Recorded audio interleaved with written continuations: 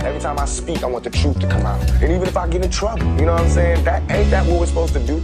I'm not saying I'm gonna rule the world or I'm gonna change the world, but I guarantee that I will spark the brain that will change the world. In September, Tupac travels to Vegas to attend a Mike Tyson boxing match. Before they left, Kidada said, something's not right, something's wrong. She had this idea that it wasn't a good idea to go to Vegas. She even went so far as to ask if she could pack Tupac's bulletproof vest. He was like, nah, don't need it. Yo, YouTube, what up? It's your homie Gab, I'm in the building, and this is MAKAVELI Media. You know, it's an old saying. If you want to hide something from a black person, just put it in a book. Now, when somebody can say an idiotic statement like that, either they don't believe we can read, or maybe they just think we won't take the time to do the research and look up the information that may be important to us. I remember back in 1996, when Tupac first was murdered out in Las Vegas, the earlier publications had all of the details surrounding any and everything that was related to Tupac's murder. I would say about 95% of all of the information that I share with you guys, if it don't come from a direct source, from someone that was right there, I would say about 90% of it comes from the information I obtained from these earlier publications. You know, the Source Magazine, the Vibe, Double XL, even down to the local newspapers. Yeah. You know, the whole Quest Records, Quincy Jones wanted to give Tupac his own record label. I brought that information to the table here on YouTube, on my old channel, Gab and Sam. And I got it out of magazine. These are facts. That's where I got it from. But over the years, I don't know if it's on purpose, if it's done intentionally, but a lot of stuff surrounding Tupac gets lost in translation. I don't know if they're trying to hide details, or maybe details get forgotten, or maybe they think some things aren't as important as others. Who knows? But it's the intricate details, the small parts of a story that could be the most important. Now, in one of these earlier, or all of these earlier publications, they would go into great detail about what happened surrounding Tupac and his trip out to Las Vegas. They would even say that Tupac didn't want to go to Vegas. He made that clear.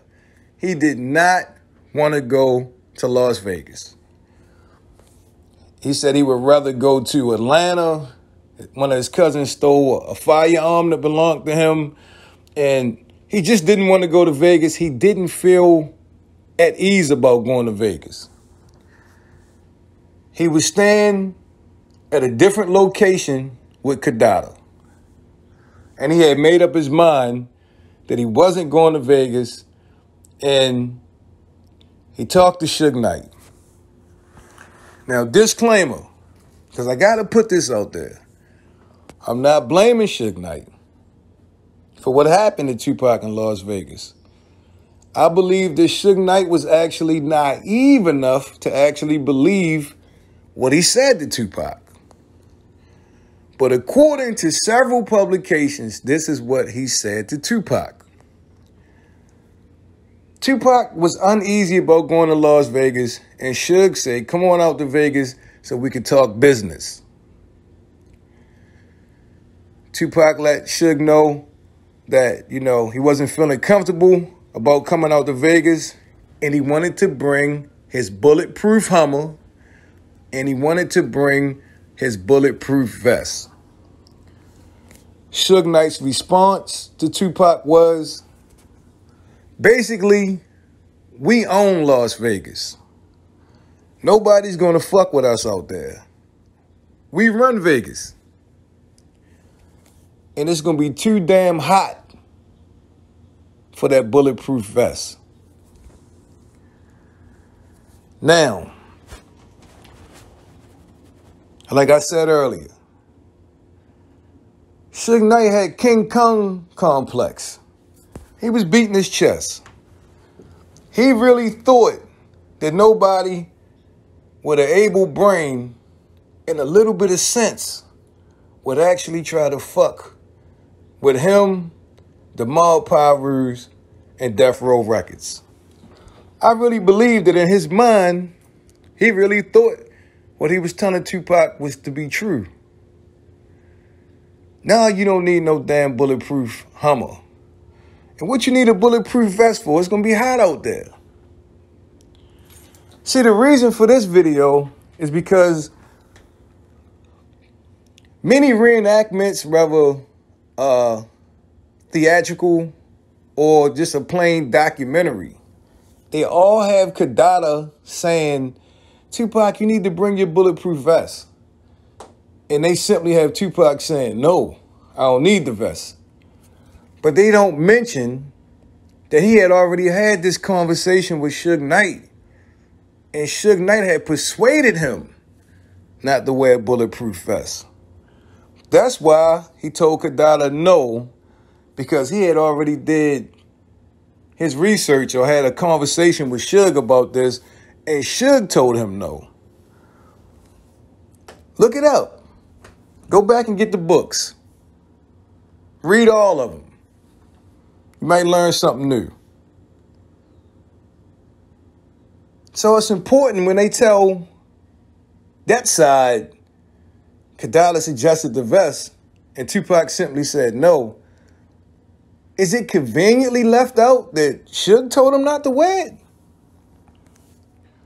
Or is that somebody just being lazy who didn't do the research and didn't know the other side to the coin? Who knows? Who knows if Tupac even wearing that vest makes a difference that night? We'll never know the answer to that. But what I do know is Tupac had enough intuition that he didn't want to go to Vegas in the first damn place. No, I'm not going. Had removed himself from the situation and got coerced into going out to Vegas after all. And yeah, his body senses it still was going off. Well, if I have to go, I'm bringing my bulletproof Hummer that costs $90,000, and I'm bringing my bulletproof vest out that motherfucker. So if I'm going, I don't want to go, but if I'm going to protect myself. And yet again, he was talked into leaving his protection at home. Whether it was deliberately or by accident, it happened. And like I said, I think though it's a small part of the Tupac story, I think it is an important part of it. Tell me what you think. Leave your thoughts in the comments section. Turn on them post notifications so you be the first ones to get it when Gab drop that shit. It's been a pleasure as always. I'm signing off. I'm about to hit y'all with the peace.